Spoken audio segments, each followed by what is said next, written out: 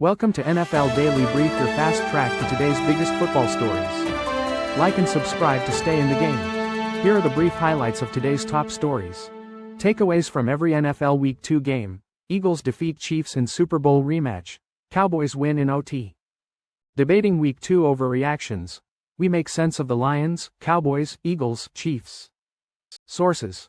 Burrow could need surgery for turf toe. Eagles quiet Chiefs talk with scoreboard statement. McCarthy's second start a slog as Falcons soar. Cowboys sign Clowney to boost depth, says Jones. Broncos penalty gives Colts second chance, win. 2-0 Cards know they must clean up, sloppy ball. Extra motivated Lions hang 52 on Johnson, Bears. McDaniel not worried about job as Fins start 0-2. Eagles petty posts top Week 2 trolls. Joe Burrow out with turf toe. What is it, and what would extended time away mean for the QB, Bengals? That's the Sam we know and love. Sam Darnold showed Pittsburgh what Seattle's offense can do. Patriots QB Drake May showed clear improvement in win over Dolphins. What NFL analytics staffers say about OT possession advantages. Better to have the ball first or second. Ranking Week 2 fantasy football winners and losers and injury impacts from Sunday. Fantasy buzz. Bengals withstand Burrow injury, Lions offense roars. Betting buzz. Derrick Henry stiff arms betting public. Now, let's dive deeper into the details. Andrew Mukuba intercepted Patrick Mahomes, halting a potential Chiefs comeback in the Super Bowl rematch. Week 2 started with the Packers defeating the Commanders, followed by several exciting matchups. The Patriots scored over 30 points for the first time since 2021, narrowly winning against the Dolphins. The Bills and Ravens dominated the Jets and Browns, respectively, after their thrilling Week 1 encounter. The Cowboys emerged victorious in the season's first overtime game against the Giants. The Colts won against the Broncos after a penalty allowed a second-chance field goal. The Eagles secured their victory against the Chiefs, preventing a late-game comeback. Falcons rookie defenders made significant contributions, including an interception and several sacks. Vikings quarterback J.J. McCarthy faced challenges, taking 6 sacks and throwing 2 interceptions. Mukuba made a key interception for the Eagles, demonstrating his potential as a difference maker. The Chiefs' offense struggled in the second half, despite Mahomes' efforts. Colts quarterback Daniel Jones impressed with a 316-yard performance against the Broncos. Brian Schottenheimer, the Dallas Cowboys' first-year coach, had a difficult week leading to their game against the New York Giants. He dealt with personal issues including his dogs being bitten by snakes and his mother breaking her arm. The Cowboys' game against the Giants was a rollercoaster of lead changes and high scores, ending in a 40-37 overtime victory for Dallas. This game was full of potential overreactions, with standout performances from both teams. Quarterback Dak Prescott performed well, throwing for 361 yards and rushing for 17. CeeDee Lamb had 112 receiving yards, and the Cowboys' running game contributed significantly to the win. Despite the Cowboys' defensive struggles, their offense shows promise for a playoff run. The Lions' offense performed well against the Chicago Bears, scoring 52 points. Jared Goff threw for 334 yards and 5 touchdowns, reminiscent of past performances. However, concerns remain about the Lions' offensive line and their ability to maintain this level of play. The Steelers' defense has struggled, allowing over 30 points in their first 2 games.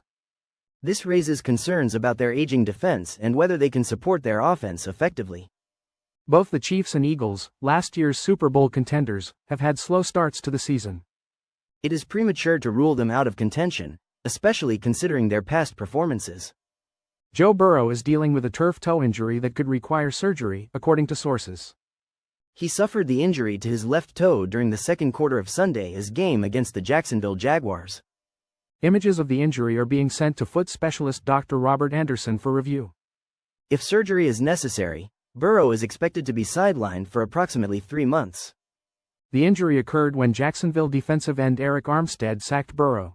Burrow was subsequently trapped beneath other players who had fallen on top of him. He attempted to walk off the field but went down on the turf after a few steps. After being evaluated in the injury tent, Burrow needed assistance to reach the locker room. He was ruled out of the game and was later seen wearing a walking boot and using crutches. Backup quarterback Jake Browning led the Bengals to a victory in Burrow's absence. This is not Burrow's first significant injury, having previously suffered season-ending injuries to his knee and wrist. The Bengals have a losing record in games without Burrow as their starting quarterback. The Philadelphia Eagles secured a hard-fought victory against the Kansas City Chiefs in a thrilling Super Bowl rematch. This intense game, held at Arrowhead Stadium, saw the Eagles emerge victorious with a final score of 20-17. Chiefs defensive tackle Chris Jones was heard taunting Saquon Barkley about his rushing yards late in the game.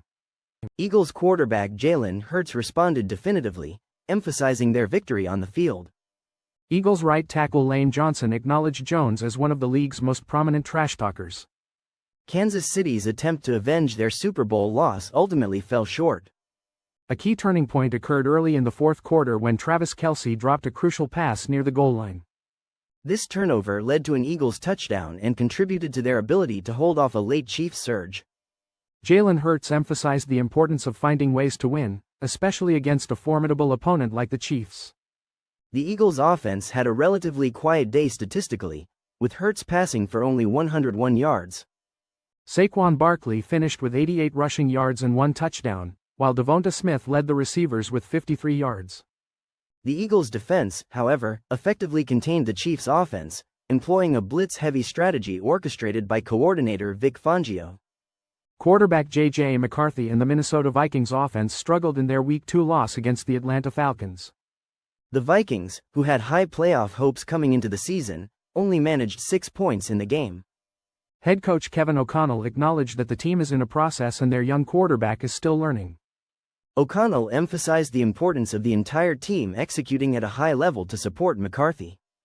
McCarthy faced consistent pressure, was sacked 6 times, threw 2 interceptions, and fumbled 3 times.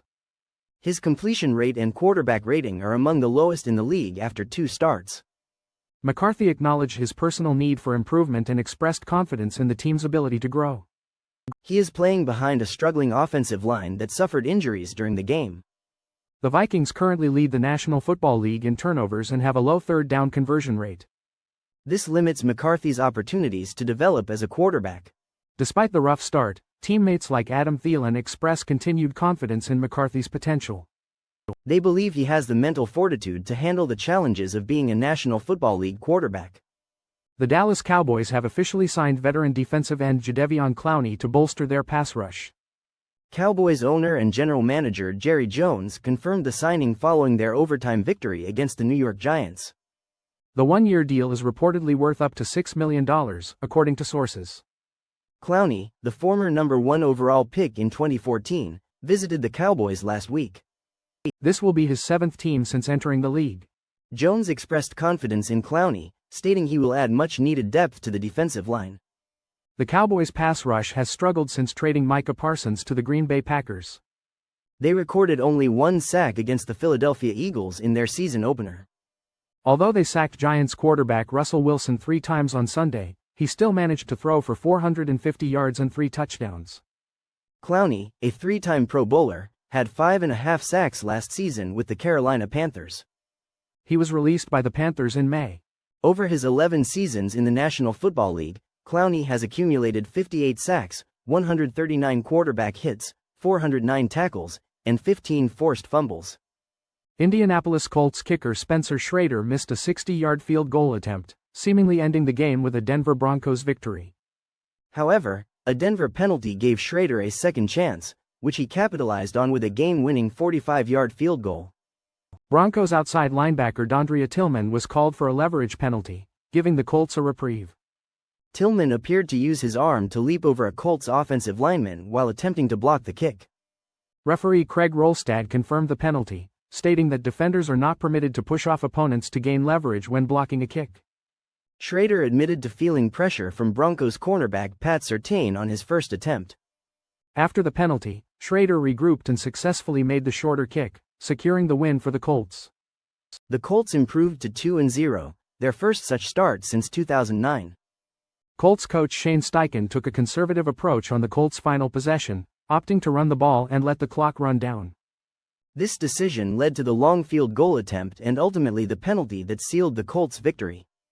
Steichen defended his decision, citing field position as the rationale behind his play calling. Some Colts players expressed confusion with the conservative approach but ultimately celebrated the victory. The Broncos, now 1-1, experienced a frustrating end to a game that was within their grasp. The game ended with a mixture of emotions for both teams, highlighting the unpredictable nature of the National Football League.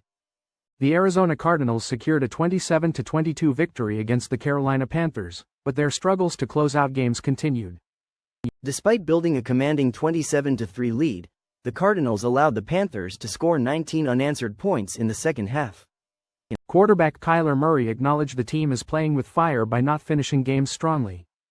He emphasized the need for improvement, stating that while they are 2-0, this recurring issue could cost them games in the future.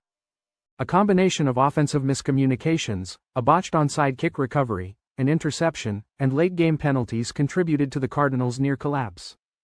While the Cardinals technically finished the game with the ball in their possession, the path to the final kneel-down was far from smooth. After scoring 2 touchdowns to start the second half, the Cardinals' offense stalled, allowing the Panthers back into the game. Carolina capitalized on an interception thrown by Murray and a successful onside kick to narrow the gap. The Cardinals' defense struggled with penalties in crucial moments, extending Carolina's drives and keeping their hopes alive until the final minute. Defensive tackle Dalvin Tomlinson stressed the need for better discipline and adherence to the rules to avoid costly penalties. Wide receiver Michael Wilson described the team's performance as sloppy and emphasized the need to control the controllable aspects of the game. Head coach Jonathan Gannon took responsibility for the team's late-game struggles, stating that he needs to coach better and put the team in a position to close out games. Brian Branch, Lions defensive back, considered the game against the Bears personal due to Ben Johnson becoming Chicago's coach. The Lions players felt a sense of betrayal from their former offensive coordinator. The Lions decisively won the game with a final score of 52-21. This is the third time the Lions have scored at least 50 points under coach Dan Campbell. Before Campbell, the Lions only had 3 50-plus point games in their history, according to ESPN research. Johnson was Detroit's offensive coordinator for 3 seasons, leading the league in points per game in 2024. Branch respects Johnson but did not agree with his decision to join a divisional rival. The Lions' defense taunted Johnson after an interception by Kirby Joseph. They recreated Johnson's stumble bum trick play as an in-game celebration. The Lions' final touchdown, pushing them over 50 points, came on a 4th down pass play. Johnson stated that Campbell was not trying to run up the score on the 4th down play. Jared Goff disagreed with the fans mocking Johnson, acknowledging his contributions to the team. Dolphins coach Mike McDaniel says he is not worried about his job security despite the team starting the season 0-2. This comes after a home opening loss to the New England Patriots, where the Dolphins missed several opportunities to take the lead. Fans expressed their displeasure, booing the offense and leaving the stadium early. McDaniel believes that worrying about his job would prevent him from effectively doing it. He emphasized his focus on the team and their upcoming game against the Buffalo Bills. A banner flown over the stadium before the game called for the firing of both McDaniel and general manager Chris Greer. McDaniel acknowledged fans' frustration but stated it was not personal and understood their desire to win. Both players and McDaniel expressed frustration with the team's communication in crucial moments of the game. A late drive stalled due to penalties and a sack, with McDaniel taking responsibility for the communication breakdown. He admitted the substitution and communication were not up to par and vowed to address the issue. Quarterback Tua Tagovailoa also voiced his frustration about the miscommunication within the huddle. The Dolphins face a challenging upcoming schedule, starting with a Thursday night game against the Buffalo Bills. The Philadelphia Eagles secured a 20-17 victory against the Kansas City Chiefs at Arrowhead Stadium in a rematch of Super Bowl 59. This win extends the Eagles' impressive streak to 18 wins in their last 19 games including playoffs. Quarterback Jalen Hurts contributed 116 total yards and a touchdown to the Eagles' victory. The Eagles celebrated their win with several online posts, one highlighting their undefeated record against the Chiefs in the current calendar year. The San Francisco 49ers improved to a 2-0 record by defeating the New Orleans Saints. 49ers quarterback Mac Jones, starting in place of Brock Purdy, threw for 279 yards and 3 touchdowns. The Buffalo Bills achieved a comfortable win against the New York Jets with 20 unanswered points. Bills quarterback Josh Allen briefly left the game with a bloody nose but returned to throw for 148 yards and rush for 59. James Cook significantly contributed to the Bills' ground game with 132 rushing yards and 2 touchdowns. The Dallas Cowboys secured an overtime victory against the New York Giants with 2 crucial field goals from Brandon Aubrey. A 64-yard field goal forced overtime and a subsequent 46-yarder sealed the win for Dallas. The Seattle Seahawks won their first game of the season against the Pittsburgh Steelers with a strong 17-point fourth-quarter performance. Joe Burrow suffered a toe injury during the first half of the Bengals game against the Jacksonville Jaguars. Despite Burrow being ruled out for the second half, the Bengals managed to secure a 31-27 victory. This win marks their first 2-0 start in 7 years. Backup quarterback Jake Browning filled in for Burrow, completing 21 of 32 passes for 241 yards, 2 touchdowns, and 3 interceptions. Reports indicate that Burrow may require surgery for turf toe, potentially sidelining him for 3 months. This is not Burrow's first encounter with injury, as he suffered a season-ending wrist injury in 2023. During that time, Browning stepped in as starter, leading the team to a 4-3 record in the remaining games. If Burrow is out for an extended period, Browning will once again assume the starting quarterback role. Browning has experience in this position, having kept the Bengals in playoff contention until Week 17 of the 2023 season. The Bengals have strengthened their passing attack this offseason by re-signing key players like Jamar Chase and T. Higgins. Turf toe, typically a hyperextension injury of the big toe, can range in severity from mild to severe. The recovery time for this type of injury varies depending on the severity and individual factors, ranging from a few weeks to several months. Sam Darnold showcased his mobility and playmaking ability in the Seattle Seahawks' victory against the Pittsburgh Steelers. Facing a crucial third-down situation, Darnold evaded pressure and connected with tight end A.J. Barner for a 19-yard gain. This play was a turning point in the game, helping Seattle secure the win. Coach Mike McDaniel praised Darnold's ability to make plays outside the pocket, a skill he has demonstrated throughout his career. Following the pivotal third-down conversion, the Seahawks offense capitalized with a deep pass to Jackson Smith-Njigba and a touchdown run by Kenneth Walker III. Darnold's performance, including 2 touchdown passes, marked a significant improvement from the Seahawks' season opener loss. The Seahawks offense struggled in their first game, particularly on third downs and in the running game. However, against Pittsburgh, the offense showed signs of its potential, with Walker rushing for 118 yards. Darnold distributed the ball effectively, connecting with multiple receivers, including Cooper Kupp and rookie Torrey Horton. McDaniel emphasized the offensive scheme is designed to involve various playmakers. The Seahawks defense, considered a top unit, continued to perform well, holding the Steelers to 267 yards. Smith-Njigba expressed confidence in the defense, highlighting their consistent support. Drake May showed significant improvement in the Patriots' win over the Dolphins. After an inconsistent season opener, May finished 19 of 23 for 230 yards with 2 touchdowns and no interceptions. He also added 10 rushes for 31 yards and a touchdown. This made him the first Patriots player with 2 passing touchdowns and 1 rushing touchdown in a game since Tom Brady in 2019. May was particularly impressive late in the third quarter with the Dolphins leading 20-15. Facing 2nd and 12 from their own 15-yard line, May made 2 key plays to set up a touchdown. First, he dumped the ball off to Ramondre Stevenson for 9 yards. Then, on 3rd and 3, he evaded pressure and delivered a strike to Stevenson for a 55-yard gain. 2 plays later, May scrambled for a 6-yard touchdown to give the Patriots the lead. Receiver Stephon Diggs praised May's growth, stating he felt May made a jump from last week. Coach Mike Vrabel acknowledged May's good performance but emphasized the need to reduce penalties. The Patriots had 12 accepted penalties in the game.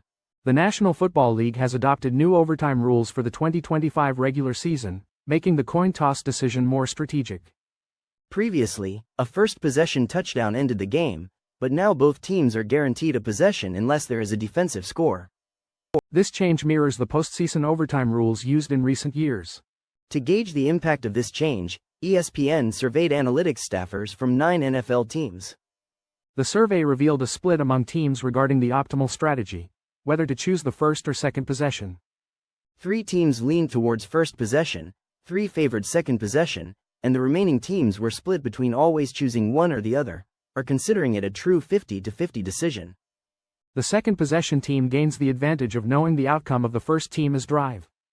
However, the first possession team has the potential benefit of receiving the ball in a sudden death scenario if the score remains tied after each team has possessed the ball once. ESPN's analytics model suggests that the first possession is slightly favored, with a net win probability of around 53%, but this depends on touchback rates. With touchbacks now coming out to the 35-yard line, the expected rate of touchbacks significantly impacts the analysis. Interestingly, even teams who believe the first possession is optimal predict that most teams will choose the second possession. This might be influenced by the outcome of Super Bowl 58, where the San Francisco 49ers chose the first possession and ultimately lost, leading to criticism of their decision. The survey also addressed the impact of the 10-minute overtime limit in the regular season, compared to the untimed overtime in the postseason. Opinions were divided on whether the shorter time frame favors the first or second possession.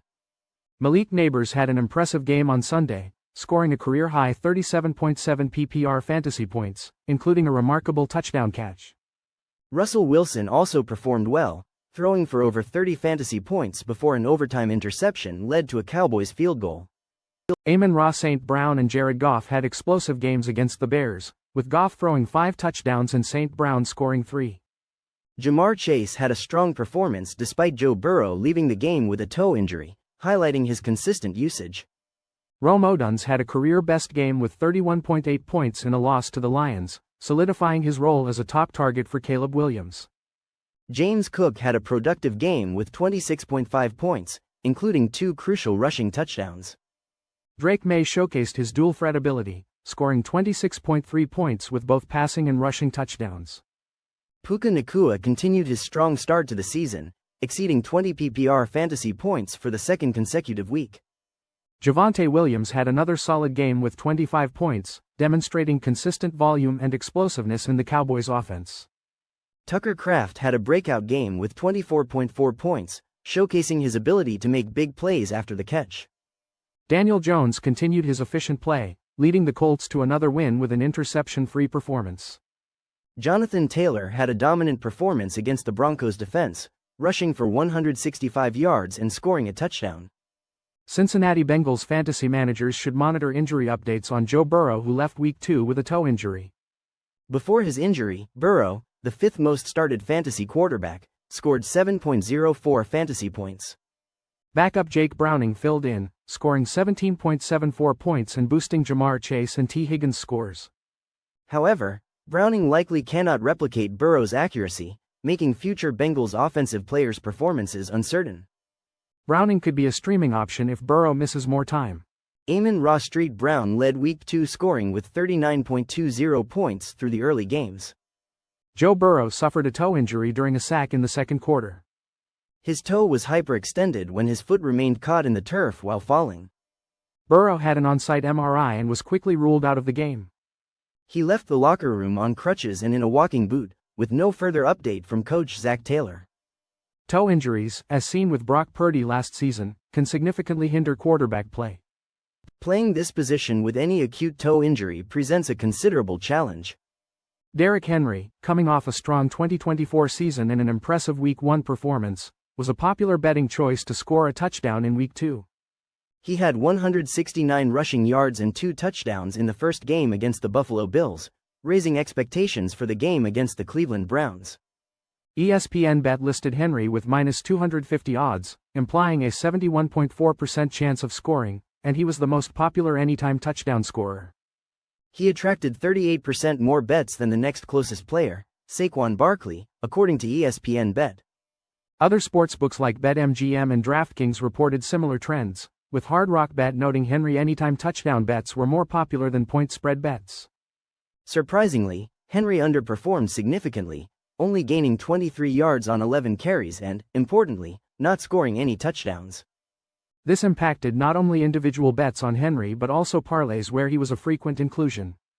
Hard Rock Bet reported that 12.5% of all parlays included Henry scoring a touchdown. Similarly, ESPN Bet noted 30% of same-game parlays included this bet. Despite the various betting methods used, Henry is failing to score resulted in losses for many bettors. Caesars Sportsbook head of football, Joey Fiesel, stated Henry is underperforming was a positive outcome for the sportsbooks. He further commented that it offset some of the bettors' gains from favorites and overs generally performing well that week. That's a wrap on this week's NFL Blitz Talk. Thanks for tuning in. We'll catch you next time with more gridiron fire and fearless breakdowns.